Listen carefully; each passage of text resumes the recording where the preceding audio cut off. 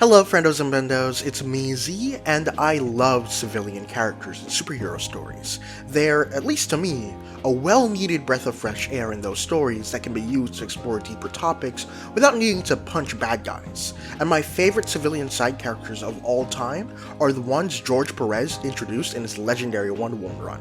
I absolutely adore these characters, and I'm gonna tell you why I do, as well as how DC completely abandoned them.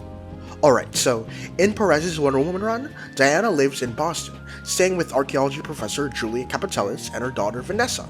Diana fits right in with the family, acting a sort of big sister role in a really cute dynamic where Diana protects them, gives Vanessa someone to look up to, and Julia emotional support, and Diana in turn leans more into learns more about the world of man through them. In this run, we also meet Mindy Mayer, a businesswoman who becomes Wonder Woman's publicist. We start out thinking she's going to be the classic, only in it for the money, completely fake type of corporate lady, but we come to find out that Mindy is actually a really good person who genuinely believes in Diana's message and wants to get it out there in the world. Beneath her extravagance, she's an incredibly positive part of Diana's life. There's also Inspector Indelicato, a detective who sometimes works with Diana. I wouldn't say he's Wonder Woman's Detective Gordon, but he fills a similar sort of niche, a superhero police contact who's their biggest advocate in the force. Eventually, Indelicato becomes disillusioned with the police force and quits to be a writer, while still continuing to be an ally of Diana and a believer in her goals. But as Diana impacts them greatly, so do they impact her, and this is shown best in Wonder Woman number 20, which is in my opinion the run's first major emotional turning point. In it, Mindy Mayer dies of what we later find out to be an accidental drug overdose. It turned out that over the past few issues, she had been suffering from a cocaine addiction, and it unfortunately ended up taking her own life. This is a big turning point to me because it shows Diana, for the first time in the run, just how really terrible the world of man can be. Before this issue, she was really just fighting gods and monsters and supervillains, but this was the first problem that she couldn't just punch her way out of. It's a wake-up call to her and the reader that in saving the world, more needs to be done than just fighting bad guys and being a symbol. The run's second big emotional turning point happens with Vanessa Capitellis and her arc. Throughout the run, we see Vanessa and her life in middle school. We see her struggle with everything from boy trouble to puberty changes to handling the fame that comes with essentially being Wonder Woman's sister. She eventually meets Lucy Spears, who's presented as this archetypal rich mean girl character, but like Mindy, is far more than that, and she and Vanessa end up becoming best friends. But tragedy strikes yet again. Vanessa and Lucy end up having an intense fight, and later that day, Lucy ends up committing suicide. The fight wasn't the reason she did it, or at least wasn't the only one, as we find out that Lucy had been struggling with depression throughout the story. If anything, the fight, and Lucy feeling like she just lost her only friend, was the straw that broke the camel's back. And to me, this turning point is a direct parallel to what Diana went through, but for Vanessa. Both Diana and Vanessa were going through similar arcs of navigating new worlds that were different in scale, obviously, but they both were heavily impacted regardless.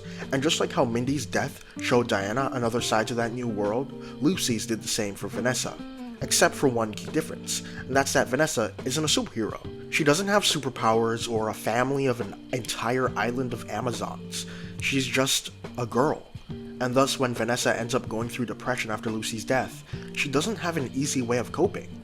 And this is then compounded by Dr. Psycho, who cyclically manipulates and tortures Vanessa to get to Diana. It's really heartbreaking. But just as how Diana perseveres in the end after all her struggles, so does Vanessa, who, while not fully healed by the end of Perez's run, manages to eventually feel a lot more whole, and is stronger in defiance of her trauma. And it's a really beautiful arc that I just can't help but get emotional about when I think about it. And then DC fucked it all up. In William Messer-Loeb's run, which followed Perez's, Julia, Vanessa, and Inspector Indelicato are pushed far into the background, with incredibly diminished roles. In Messer-Loeb's run, Diana is kidnapped in space for a lengthy amount of time, so long that when she comes back to Earth, it turns out that everyone thought she died and managed to move on without her, with a new woman even renting out a room in the Capitellis' home, forcing Diana to move away into the city. It's really fucked up, but at least the Capitellises and the Inspector still do show up once in a blue moon, even if they're far less important. But then, we get to the holy grail of garbage. John Byrne's run on Wonder Woman. In John Byrne's run, Diana moves across the entire country to Gateway City, California, to live with Julia's archaeologist friend, Helena Sandsmark, and her daughter Cassandra Sandsmark, and ends up teaming up with Officer Mike Shore. And yeah, John Byrne did just straight up replace the Perez characters with his own extremely similar versions. Even the names Helena and Cassandra sound super similar to Julia and Vanessa, especially with Cassandra, often shortened to Cassie like Vanessa's is to Nessie. Now, I'll give credit where it's due when I say that I love Cassandra Sandsmark. I think she's a great character, and her personality is completely different from Vanessa's, and her character arc is too. She's one of my favorite Wonder Woman characters of all time, but my god, she did not have to come about at the expense of Vanessa, especially since her mother Helena is far less personality and attention than Julia, and Mike Shore is likewise incredibly dull compared to Inspector Indelicato. This huge changeup was just so unnecessary, and only came about because Byrne wanted his own complete control over Wonder Woman. Once Byrne's run begins, Inspector Indelicato is just never seen again in Wonder Woman history. Like, ever. He appears in, I think a brief cameo in Jimenez's run, but then never again. It's insane. It's been decades since the guy has appeared. Likewise, Julie and Vanessa also barely make any appearances in Byrne's run. They have one issue focusing on them, and then they appear as glorified cameos in 3 others. And this is a 37-issue run. It's really lengthy. And then they disappear from the comic completely for about 40 issues, until Phil Jimenez brings them back. How, you ask? Well, it turns out that while Vanessa was absent from the book, she was kidnapped, tortured, brainwashed, and turned into the new Silver Swan to aid Cersei in attacking Wonder Woman. Yay! But you know what? This could have been used as an opportunity. Vanessa could have been set up to be Diana's biggest failure, a la Jason Todd, with some real in-depth commentary. But she just isn't. She's just really another crazy metahuman Diana has to beat up, a shell of her former self. Julia gets upset at Diana for letting her daughter get turned into a goddamn cyborg, but aside from that, it's a nothing addition. Julia doesn't do anything much afterwards, and Vanessa is just another supervillain now. Eventually, Diana manages to stop her and vows to get her help and return to normal, and Vanessa once again doesn't appear for almost 24 issues before coming back yet again as Silver Swan, but this time under the control of Veronica Cale and completely mindless. Hello friendos, it's me Z here to make 2 quick corrections. First time I'm doing this, but I noticed while editing in the video that I kind of made some mistakes. So first of all, when I say that she doesn't appear for almost 24 issues, I make it sound like there's a almost 24 issue stretch where she doesn't appear in the comic at all. That's incorrect. Actually, there's about a 10-issue gap between appearances in Jimenez's run, and then another 10-issue gap between her last appearance in Jimenez's run and her first appearance in Rucka's run. So it's 20 issues in total, but I make it sound like those 20 issues were all interconnected when it was not.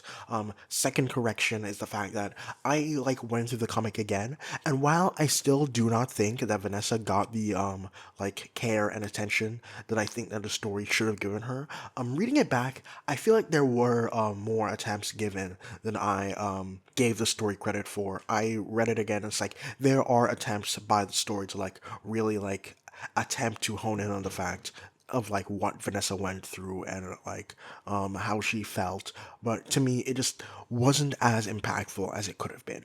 But I made it sound like nothing was done. That was bad of me. That was in bad faith of me. I'm sorry. This kind of was more fueled by anger, and I'm sorry about that. But anyway, back to the main video. Just quick corrections. Sorry about that. Diana stops her again and then says, "No, for real this time though, I'm gonna cure you," and then Vanessa gets a cute little flashback scene before falling off the face of the earth for 4.5 in real life years, until it's revealed that, yay, she's been cured and she's all better now and graduating high school, with no indication about anything that happened in between. It's incredibly sad and infuriating to see a character this enjoyable to read go from something special and important to a complete afterthought. And then the New 52 hits, DC reboots, and Vanessa makes no appearance throughout the entire era in any capacity. Then Rebirth hits, and we do get Vanessa back, except as a completely different character who's a parasocial Wonder Woman fangirl turned superpowered cyborg stalker with a dead mom. And that's the status quo of Vanessa Capitalis to this day. Whoopee! Yeah, if you can't tell, this whole ordeal makes me super upset, and I'm not the only Wonder Woman fan who feels this way. It's a pretty common community sentiment. This whole situation just goes to show you how sometimes DC really just does not care about Wonder Woman's world or trying to keep it consistent in any form. Hopefully in the next Crisis we get the old Vanessa and Julia back, see them go through some actual character arcs they should have gone through, and hey, maybe Inspector Indelicado returns too, even if just for another cameo. I miss his mustache. Anyway, this has been me, Z, and I know this is a pretty negative video overall, which I don't normally do and normally try not to do, but this is just really something that I am passionate about and I just want to vent about DC. So regardless, I'd love to know your thoughts. Comment below if you have any you want to share, and let the glory of Gaia be with you. Bye.